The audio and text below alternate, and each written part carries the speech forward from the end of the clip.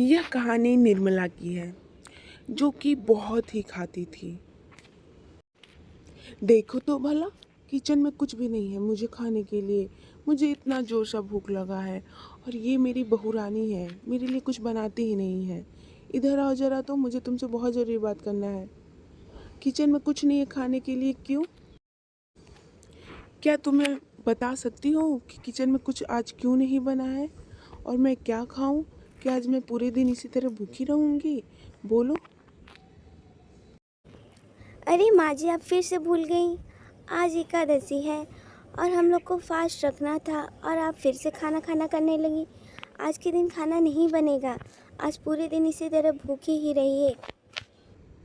ठीक है, वो तो मुझे पता है। मैं तो बस चेक कर रही थी कि तुम्हें पता है कि नहीं। मुझे पता है कि आज भूखा रखना है। मैं अपने कमरे में जा रही हूँ, तुम रहो यहीं पर। इसके बाद निर्मला चोरी से ऑनलाइन खाना ऑर्डर कर देती है। भैया, मैंने जो खाना ऑर्डर किया है वो किसी को बताइएगा नहीं। और हाँ, अगर यहाँ पे कोई अगल बगल मिल जाए तो बोल दीजिएगा कि ये किसी और के घर का है, ठीक है?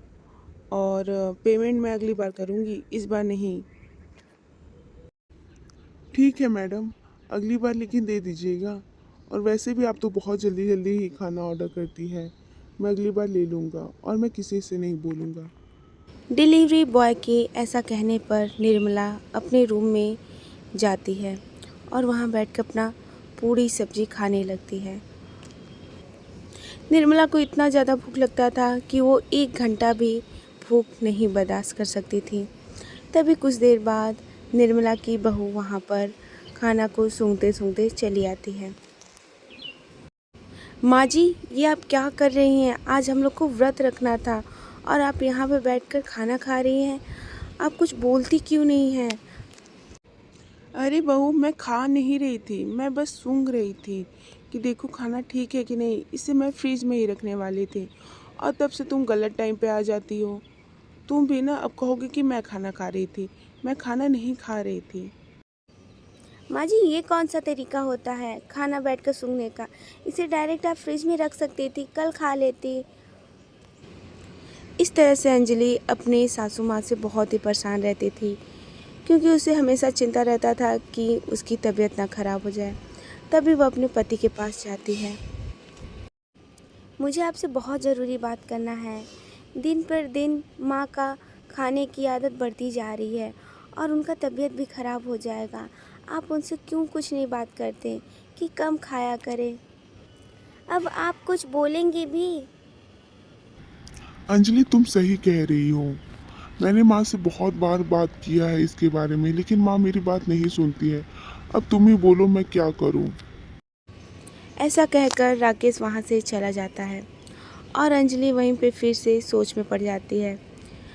और फिर से अंजलि की बात को कोई नहीं समझता, क्योंकि वह अपनी सासू माँ को बहुत ही प्यार करती थी और उन्हीं के लिए हमेशा चिंता में रहती थी।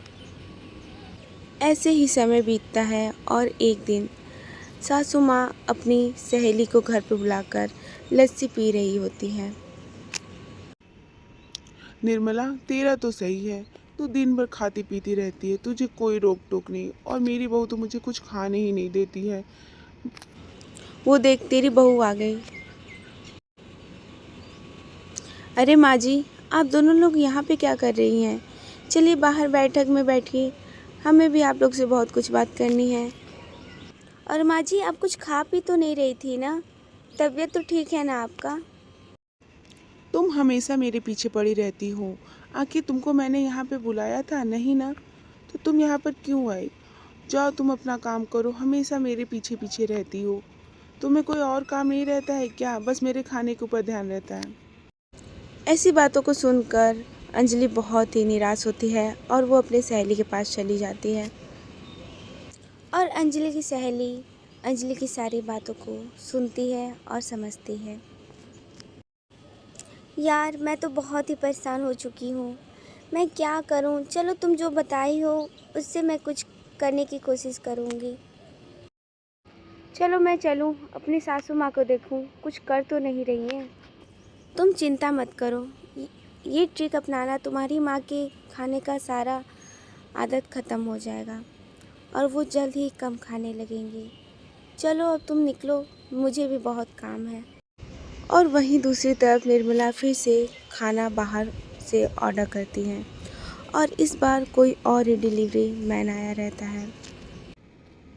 ये लीजिए मैडम आपका ऑर्डर। इस बार मैं ही लेकर आया हूँ। राकेश नहीं आ सका, वो कुछ दिन बाद फिर से अपना काम चालू करेगा।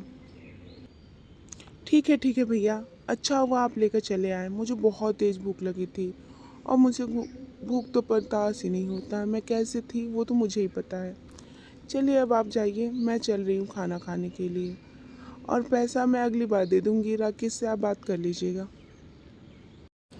इसके बाद निर्मला खाना खाने के लिए अपने रूम में चली जाती है और इस बार खाने में बहुत सारी चीज़ें होती हैं, लेकिन अंजलि ने इसमें जमाल घोटा मिलाकर भेजा था क्योंकि डिलीवरी बॉय कोई और नहीं अंजलि का फ्रेंड था। और खाना खाते ही निर्मला ज़मीन पर गिर जाती है और वहीं पर बेहोश हो जाती है। इसके बाद थोड़ी देर में ही वहाँ पर अंजलि आती है। कहानी इसके बाद अंजलि अपनी माँ को उठाती है और डॉक्टर को बुलाती है। आप चिंता मत करिए, आपकी सासू माँ जल्दी ठीक हो जाएंगी। बस उनका पेट में थोड़ा सा दर्द हो गया था, इसलिए अचानक वो बेहोश हो गई। अब वो जल्द ही राहत पा सकती हैं और खाना पीना भी स्टार्ट कर सकती हैं। जी डॉक्टर, आपका बहुत बहुत धन्यवाद। आपने बहुत अच्छे से मेरी माँ की हेल्प की है। ये मेरी सासू माँ नहीं है, मेरी माँ है। ये सारी बातें निर्मला बिस्तरा पे लेटे लेटे सुन रही होती है और उसे अपनी गलती का एहसास होता है और फिर खड़ी होकर अपनी बहू से माफ़ी मांगती है। अंजलि, मुझे माफ़ करना। मैंने कभी तुम्हें नहीं समझा। तुम मेरा हमेशा ख्याल रखती थी और मैं हमेशा तुम्हें नज़रअंदाज कर देती थी। अब से तुम जो कहोगी मैं वही करूँगी। जितना खाने को कहोगी उतना ही खाऊँगी। अब मैं कुछ भी ज़्यादा नहीं खाऊँगी।